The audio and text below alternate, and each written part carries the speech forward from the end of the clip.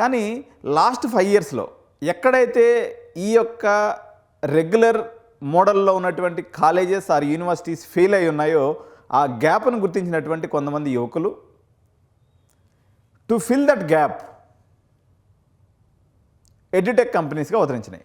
కానీ తొలినాళ్లలో when it was emerged in the post covid, అంటే కోవిడ్ టైంలో ఇది కొంత రావడం జరిగింది. మీకు చాలామంది బైజూస్ ఇటువంటివన్నీ కూడా విని ఉంటారు.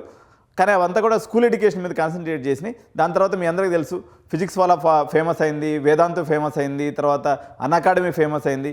ఇవన్నీ కూడా ఇంటర్మీడియట్ ల్యాండ్స్కేప్ వరకు మీ అందరికీ పేర్లు విన్నారు.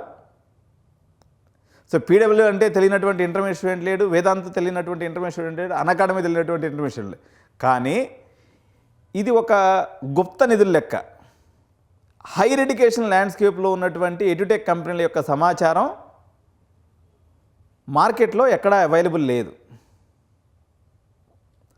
ఇది ఎట్లా అంటే బాగా ఆరోగ్య జాగ్రత్తలు తీసుకున్నటువంటి వాళ్ళు లాస్ట్కి కల్తీ కలుగు బానిస అయినట్టుగా చాలా సందర్భాల్లో మార్కెటింగ్ టెక్నిక్స్కి బలిపశువులు అవుతున్నటువంటి సందర్భాన్ని మనం చూస్తూ ఉన్నాం. ఇది నేను వ్యక్తిగతమైనటువంటి సర్వే ఏం చేయలేదు. బేస్డ్ ఆన్ ది పేరెంట్స్, రకరకాల పేరెంట్స్ రకరకాల స్టూడెంట్స్ ఫీడ్బ్యాక్ బేస్ మీద నేను ఈ మీద రీసెర్చ్ ప్రారంభించాను. కంటిన్యూస్గా నెక్స్ట్ ఒక 20 video series, unbiased, uncensored, unfiltered వీడియోస్ని మీ ముందు ఉంచుతాను. డెసిషన్ మీది, ఏది ఉందో ఉన్నది ఉన్నట్టుగా మీ ముందు అయితే పెడతాను. సో దాన్ని బట్టి మీరు నిర్ణయం తీసుకోండి.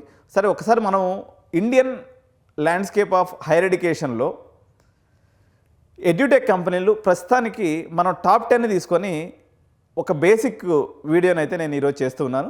ఒకసారి ఈ వీడియో అసలు ఏంటి, ఈ టాప్ 10 ఎడ్యుటెక్ కంపెనీస్ ఏంటి, యాక్చువల్గా వీళ్ళు ఏ రకంగా ఆపరేట్ చేస్తున్నారు, వాళ్ళ బిజినెస్ మోడల్ ఏంటి, అదేవిధంగా వాళ్ళు ఏ రకంగా సమాజానికి హెల్ప్ఫుల్ అవుతున్నారు.